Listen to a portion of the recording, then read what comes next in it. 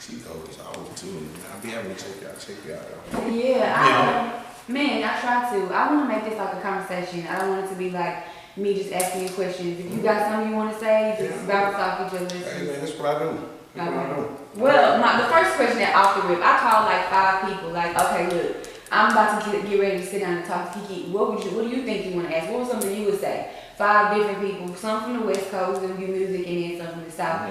And everybody keep asking me the same thing. What do you think? What's the disconnect between the millennials and Generation X? What is the disconnect? What is the reason that we thinking, oh, okay, well, now the older heads don't want to help us out. But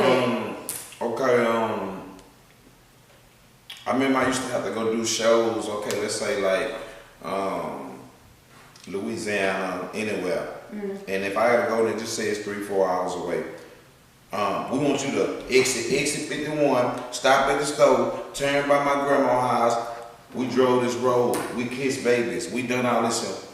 The work that we put in is much, much different. So it's a disconnect because what you're asking for is much, much different. We drove this road, we kissed these babies, we didn't have navigations. Here you are with World Star, Instagram, all these, and you telling us we making the road hard for you.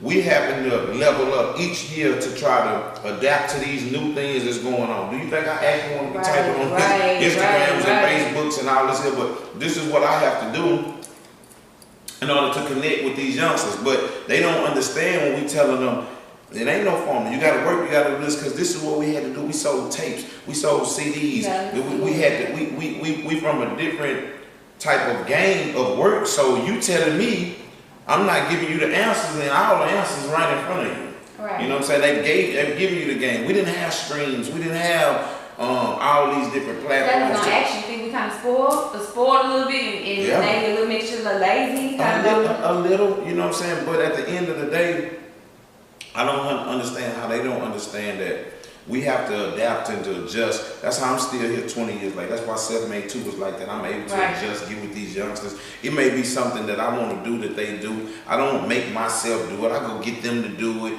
and see how they do it and adjust. They don't want to adjust to our time. We're just from a different time of money. The game and where we came from and what we got, it's just different from now. You know what I'm saying? Like, one of my main lines is, likes and followers ain't customers.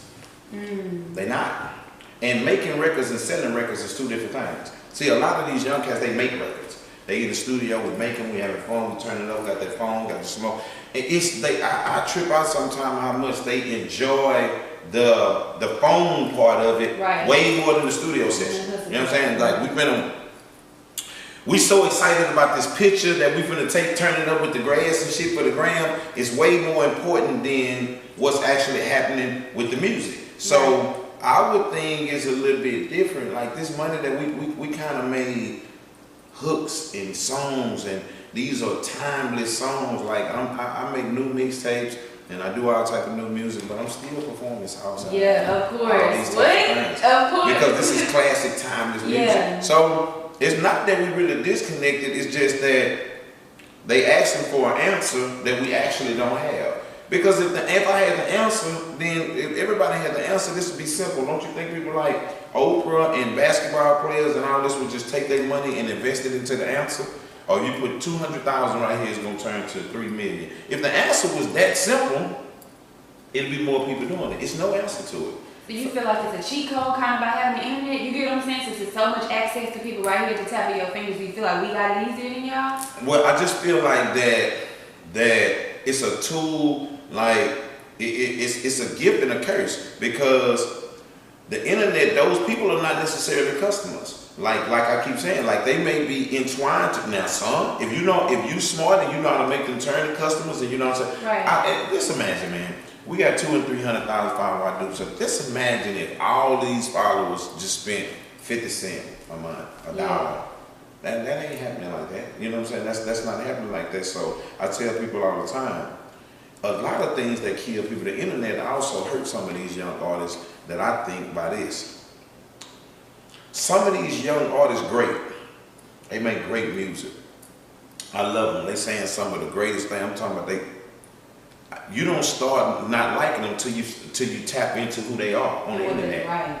See, you was sounding good. You was killing the game. This nigga. See, when you first met Lil Keke a long time ago, you could only judge him based on what you heard in his music, or I like him. So. You wasn't able to prejudge me. Now, when I show up to your city, it's not just about my music. It's about my house, my car, what I got, what studio, where I was traveling at, if I've been to Miami, if I'm turning up, what kind. Because you prejudge it.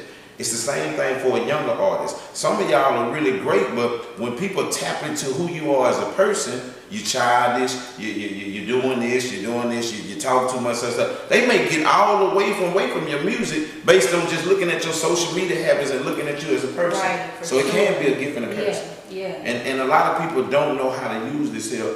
I know how to, and I do this because you're never gonna catch me on Instagram with grass and smoking and weed and I don't do none of that.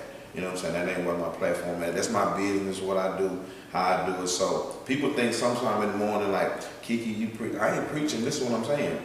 Listen, for 20 years I told you to run through women, smoke drugs and grass and sell it, and you know, ride these cars and spend this money and buy these houses and travel, and you loved it. Now I'm just telling you, put you some money up, man, take care of your family. I'm doing the same thing. You can choose to either like it or love it or deal with it the same way you choose when I told you to love the shit.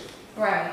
See, yeah, I feel like even just that little bit, by you having so much experience doing it, that's the blueprint. You know what I'm saying? For all of us to be able to look at it and listen and really value the shit that comes out of your mouth. Like, you have seen a whole bunch of shit that we haven't seen. When you first started, like, coming up, did you see, like, a difference in the people around you? Like, how people treating you, friends, like, falling out with people, even people might have been acting funny because money was, you know, involved. Now, did you see a lot of that, or did you kind of stick with the same people that was already? Yeah. It changed? I tell people all the time, man, like, this is crazy. Like, I ain't with none of the people I started with. None. And you know what, man? I'm such a real cat too. It could be some of me. Some of the changes and some of the things that I've done. But you know what I'm saying? This game, in order to lead and be alpha and be an alpha male into the alpha female into this here, man, you have to have tough skin. A lot of these rappers and young rappers, and we just bring them up because we talking about the young and old. Right. A lot of them don't have tough skin. Everything bothers them. Everything is getting on their nerve. Everything they can't, you know what I'm saying? Like they gotta address everything themselves. Yeah. This ain't for everybody. So you gotta be tough. This is a tough. One thing about it is, I'm bringing up that to say to that question is, I was able to move on when I lost these people. Yeah. As like, whether it was me or not, you have to make a quick decision to keep going. I never let my decisions, whether it was me or them, affect whether I need to keep moving, whether I need to keep going, whether I need to keep doing. It's a lot of people get stuck in complacence because they can't leave, they can't stop people. This particular people not there no more. They can't move forward. They heard about it. They sorry. It's this game. It got so much more to do with than talent. It's about tough skin. Can you handle the criticism? See, one thing about me, I was able to be on top. I was able to be a leader, be the SUC leader, because I took all the darts. I took all the criticism, all the down talking, the kicking when you was down. I'm able to handle all that. So when they say, who wants to get the most money, or they call it for Slim, Keke, and Zero, I want my money because I do everything else. I take all the criticism and everything that come with it. A lot of rappers not prepared for that. They not prepared for you fraud. That shit is bullshit. You da da da. Yeah. They only prepared for accolades. You know, man, you doing good. But was you always like that though? Like coming up, growing up, was you always that child? You know what I mean? Let me tell you something. You can go back and ask any of the SUC members, Pokey, Mike D, Screw It On. And this is another tooting on. I've always made tough decisions. I've always been able to live with, because I've always been kind of the first one. Me and Pat, we were always kind of the bigger one, you know what I'm saying? Like as far as artists, we started popping a little bit first, more the artists. So I always had to make the big decisions. Even when going to Mr. Switch House or switching, doing whatever I had to do, I was able to always live with it. I've always been a leader. Yeah. Just, you know, at heart. And a leader is a person that I've made a lot of faults, bad decisions, things I wish I could take, but I have no regrets. I was able to live with everything. So if you could go back 20 years, and not even that, go back 10 years. What, matter of fact, go back even further than that. You say you're 40, how old are you? 42. Okay, you can go back to the time you was 15, 16, when you first, maybe 12, whatever. What is something that you wish you would have known then, that you knew, that you know now? Like if you could go back to that little boy, what's something that you wish somebody would have told you, or something that you would have known, or something, maybe one thing that you could have changed, that you would have changed a lot of decision making and a lot of stuff that you might have done, if it had been something that you would have known? How much freelance drugs can control your mindset and your work ethic? I feel like that's big now too. Some of the freelance drugs, even just some of the things that I don't do now, that if I wouldn't have, I don't have to do nothing no more. I'm done. What I mean by that is, if I don't make another record, I'm good. Right. I'm gonna live like this. I'm gonna live like this forever. You know what I'm saying? So basically, but in order for me to get to this level and how I am right now, it was based on some habits and some things that I had to do in order to get right here. So if I can only say that, I wouldn't change people. I wouldn't change because I'm a firm believer in God give you everything you're supposed to get where you're supposed to get it. Because everything that I got right now, I've been wanting it. Right. But he gave it to me when I was mature enough to have it. From houses to cars to stocks to real estate to anything that I'm trying to do. I've been wanting to do that. I've been wanting stocks. I've been wanting these cars. He gave them to me when I was mature enough to have them. So when I reach back and think, it's some freelance habits and freelance things that I got rid of 10 years ago that made me who I am today. Mm-hmm. That if I would have got rid of them 20 years ago, but I had to go through that step though. But so I tell people, it's not about I'm telling you, wake up and become, I'm just, man, if you can watch certain things that you do, that's going to lead to other certain things. And I tell some of my partners, man, know your limits, man, know your limitations, man. Some people just don't know their limitations and they go overboard. And as you get older, discipline becomes very, very important. Certain things that I'm disciplined to now has made me the man that I am today when I wasn't nowhere near discipline. So if I can go back, I would be more structured, more disciplined, and wish that I could do more about controlling certain habits that I have. Right. Drug habits. And not all, you know, I ain't never took no cocaine. I'm just saying recreational. Drinking, smoking, different shit. Knowing that I tell what's not. It's people who naturally lazy. You're naturally lazy. Mm-hmm. So why would you get up and smoke at 8 o'clock in the morning? You know, well, that's going to lead you to, you hungry again. So now you smoking, drinking, now you finna eat. Mm-hmm. Now you back sleep at 12 o'clock. You know, you back up at 7 o'clock, everything over at 5, and you repeating that cycle. You naturally lazy. So shit, you might have cut $200,000-$300,000 out of your life just because you naturally lazy. I was a person like that. So when I took some of these things away from my life, I started seeing that, dang, if I would have done this, I would have been more attentive. I remember missing shows for this. I remember missing opportunities to do this. Like the small stuff that... Yeah, just opportunities. You're like, well... No, I mean like missing an opportunity to do something small or just something you just... something where it could have been career changing, life changing, where you know you may have had, just say it could be a long time ago and it could be Snoop down here at the hotel and he's saying, man, just come over and kick it with me, man, before I go to the show or something. You decide you want to smoke and drink, and I can't sleep another time. And this might have been the opportunity for you to... These are opportunities that happen to me now with Obama Awards, my old day, and all these type of things, from making these efforts now. And I'm saying, man, if I'd have made some of these efforts 20 years ago, because a lot of rappers don't understand that most of the big money that you're going to make and most of the things you're going to make are going to be things that you're going to put in that got shit to do with money. Efforts and times you're going to put in, interviews and going to take this dude some food because he was your partner and this manager. Everybody think everything got to do with, man, come over here, I got 3,000-4,000 for you. That ain't where your money, man. You know how much shit I do on Monday, Tuesday, and Wednesday, but I don't see the money of it till the next Thursday or Friday. Yeah. That's what the young artists, they never get that concept. Deep. Yeah. It's deep. Do you have any children? Yeah, I got children. How many you got? 3. Boys and girls? All boys. Ooh, see, I couldn't get you there. I thought you were going to say girl. Okay. God didn't want me to have it. Yeah, maybe that's what you God didn't want me to have that. Because my little nieces, I'm tough. You know what I'm saying? Tough like what?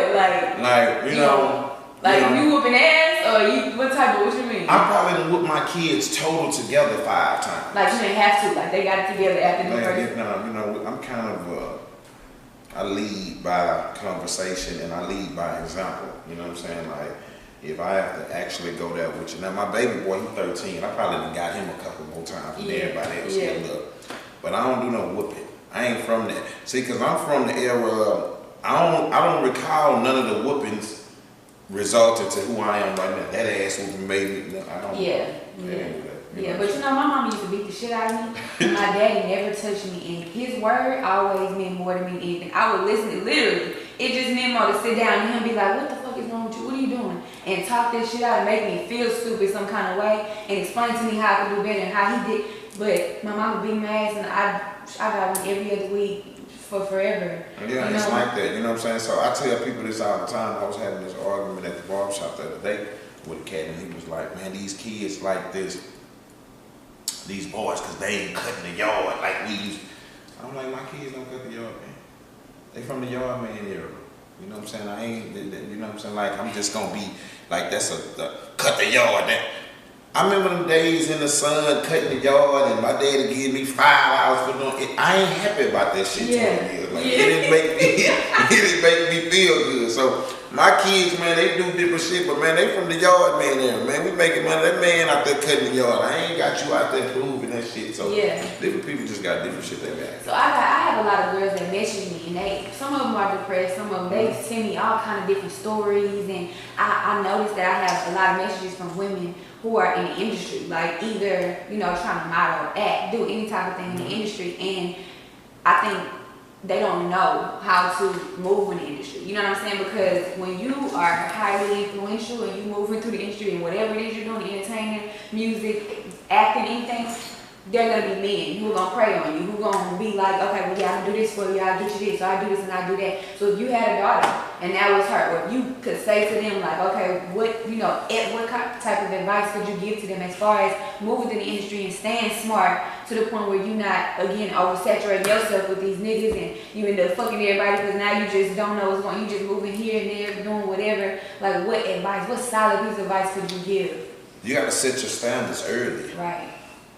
You know, like, even when you decide to go, like, I use the stallion, for example. I like her. I was talking to her. She's right. Hey, I'm talking this shit. Yeah. You know, and the thing is about it is, it's gonna come with a lot of backlash. You just gotta have tough skin. It's gonna come, them DMs, them conversations, them walk-bys, they gonna be crazy. Yeah. You know, the niggas, they gonna be, you spitting this to us, we spitting it back to you like that. It's just all about, you know what I'm saying, like, that's what my thing would be, my daughter would be. You gotta be prepared for this. You gotta be strong-willed, because let me tell you something, man, like, it's coming. Yeah. It's coming, and you know what I'm saying, like, I would pray that she wouldn't want to do this. I really would. You wouldn't want her to do this? No, I wouldn't if I could. You know what I'm saying? If you love it, you natural, and this is what you want to do, this is what we're gonna do. If you infatuated by it, you on this phone and you looking and you just wake up one day, I want to be down, let's find something else to be down. Yeah, we got to all right. And you wake up and you like Alicia Keys on that piano and you sing like that little girl. This might be a start. We're gonna do something. Yeah. And we're gonna take all this. Man, you just wake up one day and put these little clothes on and stuff and start, hey man, look. Yeah. Let's find something else to do. Because this is, I tell my sons that too, you know what I'm saying? Like, do you talk to them about women? Like, have you got past the point where you like, hey, these hoes, this, and this? Yeah, or you there. Okay. Oh, we there. The 13-year-old too? Oh, we there. Because the thing is, he's on these phones, he's on this YouTube, he's on these pages, he's on this here. You know, man, like, and I'm a softie. On some shit, you know, like, oh man, my God, please. Were you nervous to start them conversations? Or was it something that you had to like think about? I did my conversations tough. I didn't do, because I didn't get birds and bees. Okay. I didn't get none of that. I didn't, you know, just you on your own. Yeah. You know what I'm saying? You know, figure some shit out. You know what I'm saying? Like, I done it tough with them. Hey man, look, man, don't be doing this here. I didn't come with the play games. Now look, I'm telling these girls and man, look, I'm raw. Yeah, I'm still, you know what I'm saying? And you know, that's even with my baby boy too. When he was able to hear enough, because this shit you listening to on TV and this radio, it ain't no different than how. So I'm stiff with it. Don't watch the girl. Hey man, listen, man. Watch these motherfuckers. But I raise gentlemen too though. Yeah. See, I'm into some gentleman shit like. like, you know, excuse the expression, I'm big on, hey man, don't be into this train shit. Running in with these girls and one nigga in the room and coming out. How you feel about that? I ain't with it. It's weird to you? I ain't promoting that shit. Yeah. I'm from it. That's why I ain't promoting it. See, when we were young, that was fly when we was kids. Oh, my turn, girls, man. That was fly. I ain't promoting that shit. See, that's even with the R. Kelly thing. Cause see, I know that's coming in society. Everybody waiting on my thing about it. This is my thing, man. I ain't got shit to say to R. Kelly and do this here. I got one problem. Even for my partners in industry, homies that got daughters and that's representing for R. Kelly, and I got one thing. This like you. If with your dad. R. Kelly, man, you coming around with some of these girls, man. Just say, man, I'm Uncle Keke. I was explaining this to one of my partners that, man, I'm Uncle Keke. He kind of felt the R. Kelly side of it. Man, and these women said something. He got a daughter. She grew up around us. She about 11 or 12. Yeah. I said, imagine, man, Mariah, that's her name. Imagine Mariah being around us 11 or 12, 13 years old, man, 11 or 12. She loved us. She at the shop. She at the car wash when we be Uncle Keke, and just so at 16, you find out I'm having sex with her. Don't you know I've been looking at her at 12, 13, 14? See, that's my big thing with you, Rap Outlet. This was bothering me. Man, come on, man. This man, I don't know what show, who lied, who you paid, what the parents did, all those crap. I'm just, you got a strange sexual preference for young ladies. That bothers me. If I had a young lady that was 12 or 13 that was looking up to you like an uncle, and I find out that you start fucking on and y'all having sex at 16, man, you been looking at my baby. Yeah. Man, you been looking at my baby at 13. My baby been coming through here at night in the 7th grade, 8th grade, getting ready for, you been looking at my baby. Right. Something ain't right about that.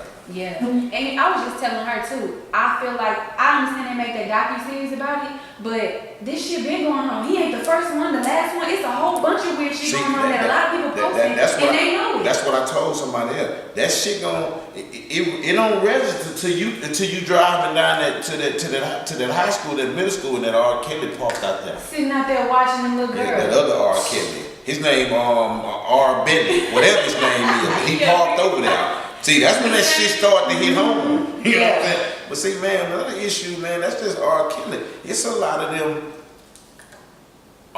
singers and all whoever these industry people who having sex with these little boys. Man. See, we just, hey, man. Yeah, that's a whole. Hey, man, R. Kelly, man, I don't know what he got going on, but that's a big issue, man, and I think that it's a lot of men that I'm upset with, man, that I see as people. I'm not, not naming, but I'm tripping because I don't know how. I sat there and watched all 4 of them parts. I did it on purpose. I ain't come out judging R. Kelly, but I don't know how you can watch all 4 of those parts of that series and not tell yourself something wrong with R. Kelly. Yeah. That's all I'm saying, man. You know what I'm saying? From a female standpoint, so it's tough, man. I don't. In my later. I try to do as best as I can with the females, man. So I'm sure you got presented with a whole bunch of like bullshit deals. Like, okay, we're gonna give you more front of this and then you take the money as far as you coming up in the game. Did a whole bunch of different like people try to give you bullshit deals and make you basically sign it over for nothing? Well, let me tell you, man. That's another thing these young cats need to know. The first bad deal leads to the second one and the third one and the fourth one and the fifth one. A lot of these artists, I'm one of them, it wasn't as bad to me because I made so much money besides the deal. You make so much money with these shows and other shit you do. So you're able to kind of survive it. But your first bad deal is you always get out of it by the second bad deal. Yeah. By these people getting you out of this deal. Yeah. You're more in debt with this person. You don't, man, it'd be people who done lost so much money in their career, and it all started with the first contract that they got, the first deal that they got. You know what I'm saying? Like, it's just, this game is such a gift and a curse. It's so much, it offers you, sometimes because, the reason why I'm saying this, because sometimes the smart one don't make it. Yeah. You know what I'm saying? The one who's too smart, you got everything right. You got the contract right, you got to tell you what your law, you got this. Sometimes you don't even make it. You know what I'm saying? Sometimes you have to play your way out of shit. Just like a athlete. You know what I'm saying? Sometimes it's not. You might come. Okay, what I mean by that? Sometimes the athlete, you got to take yourself from a 5th round pick or a 6th round pick to becoming a 1st round pick. Right. You know what I'm saying? You know, everybody don't get the pick to be. You know, that's why it's only one Master P. That's why it's only one Puffy. Yeah. That's why it's only one Jay. That's why it's only one Lil Keke. Because these people don't fall off trees and get made every day. You know what I'm saying? So sometimes you have to perform, work your way up into a situation. Sometimes, and to be able to demand certain things. I've seen so many young artists that I've had to deal with where they just came in super smart. I want 80%, I want 95%, I'm gonna own this hill, I want this publicist. It's 5 years later, they're still right there. And you got some people that came in didn't know a damn thing, probably had to come in and get them a shitty deal, but his talent led him to getting whatever deal he wanted to get in the next 2-3 years. That's a thin slope that you have to be, and I rap my way to where I'm at right now. So how can you prevent yourself from doing that? Because you know a lot of them just don't have bread. Mama need mortgage paid and all this shit, so they just sign the deal just to. People always think that I'm shitting on their dreams or I'm trying to tell them that when I'm something like, do you know how many talented people that this ain't for? Yeah. Like, you talented as fuck. You can do some shit. Yeah. But this ain't for you. It's the same scenario is, it's niggas that's better than Kobe, LeBron, and Jordan. They better than them. They just at the park. Yeah. They didn't make it. They didn't have the drive. They didn't have the success. It's people like that. It's just, hey man, I tell people this all the time, just like the other scenario. Why you gotta go to jail to come back and get a job? Some people ain't figured it out before they went there. Hustling wasn't for them. I'm talking about we're gonna hustle, we're gonna go to jail 5 times, go to the penitentiary. It's the same thing, man. It's some people that the music game was for them, but maybe not rapping. Right. Maybe not singing, maybe promoting. Maybe your vision of music would be great of giving something. Man, that is a very thin slope to be able to come with. So sometimes, man, my advice to people is you gotta love this shit and see what it's going. I know people that just want to love this game, that just want to be in it, just want to be a part of it because I really love it. I want to write. I never really been. I love to eat off this shit. Yeah. And I tell people, rappers, that all the time. Some of the hardest rappers in the city, man.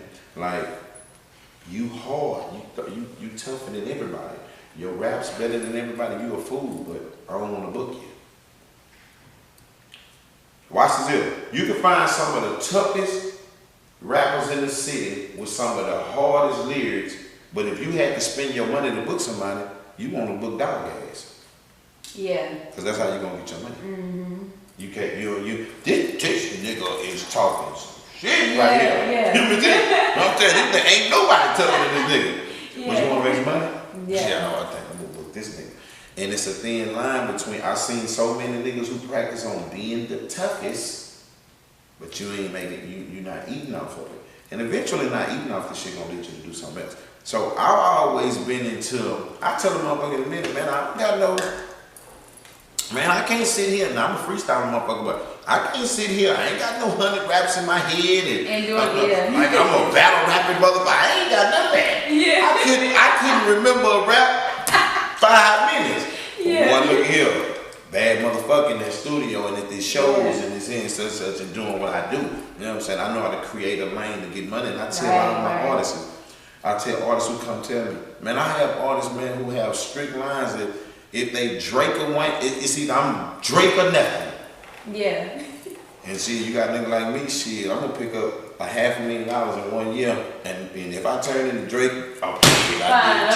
Cool. If I don't, I will just continue to live great. And I got some who fuck living great. And I try not to separate that because, you know, I ain't trying to tell you not to go for it all. Yeah. And go for it all. But I've seen some go for it all, man. You know what I'm saying? Like, and that's what I was saying when we was having the Houston battle and everything, man. Listen, man, I got some of y'all tell my, you know, man, this and that and this. Man, you was telling me that 5 years ago. It's 5 years. It's some of y'all not here left from 5 years ago, from 2 years ago, from 1 year ago. Man, it's hard to get longevity. Yeah. So sometimes I don't know. Sometimes I don't know what advice to give as far as you got to be passionate and love it. You got to feel it, and you got to have some type of it factor with it, because this shit ain't for everybody. Right. It ain't. I'm gonna switch this whole thing up. Okay. Are you married? Do you want to get married? I've been married. Let me ask you this. Hold on. Okay. So, is it possible? Do you feel like it's actually possible for a man to be in this industry and turn down women day to day? Because I know at some point, if you in the industry like that, it's bitches left and right. You know, you 15 bitches a day, probably, you know, depending on what you're doing and where you at. But just over the course of your career, I don't know if you know your personal business, but do you think it's possible for a man to be like, okay, you know what, no, is it possible for y'all to turn all that pussy down? Like actually turn that shit down and be cool with it and stay faithful? Yes. Is it not easy? Anything is possible. Anything is possible. Now listen, this how I am. This what's going on with me and my kid's mother. We was together young. Okay. I'm talking young on some 15 and 13, 15, this kind of shit. Yeah. We got kids. So my thing is, we got married and ended up separating ourselves up, but we tight as a brick. I'm gonna take care of them for the rest of their life. They good. Yeah. But you know what, man? You have to find out, you have to learn how to love yourself first. You have to find out how to love yourself so you can eliminate. See, me, man, I'm a bad motherfucker. See, I know how to cook, I'm gonna clean, I'm gonna do everything. What? So You keep cooking and cleaning? I do it. You gotta find out how to love yourself, get everything yourself so you can learn how to turn pussy down. Yeah. You know what I'm saying? Well, it's not, what I mean by that is, see, in my later life, or either with what I'm out the bedroom relationship shit. Like what I mean, like if I can't really have no conversation with you, if all I can do is just be fucking on you, I don't need to be doing it. Now, can you turn, man, let me tell y'all something what women don't know. It get old, that get old.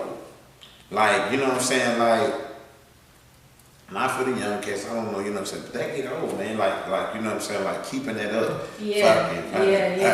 Then you gotta figure out this line here, you gotta make sure. You gotta do that. It all, so yeah, man, once you become disciplined in a certain type of shit, man, and then the game is changing, you know what I'm saying, like, whether you wanna know it or not, all these niggas wanna be in love right now. Now, will they dip out, and I don't know, but niggas want this power couple, this girl, and but see, I feel like it always switch. It be like seasons, because it'll be a certain type of year when niggas is fucking hoes the whole summer, Drake and drop his shit, and everybody, so don't nobody want to be moved up.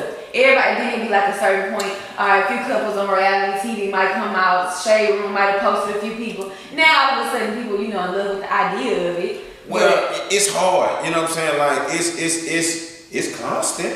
Yeah. It's forever. But hey, listen, let me tell you something. It ain't no different than y'all. Right. Let me tell y'all something. Let me tell you something right now. The DM was made for y'all, for women.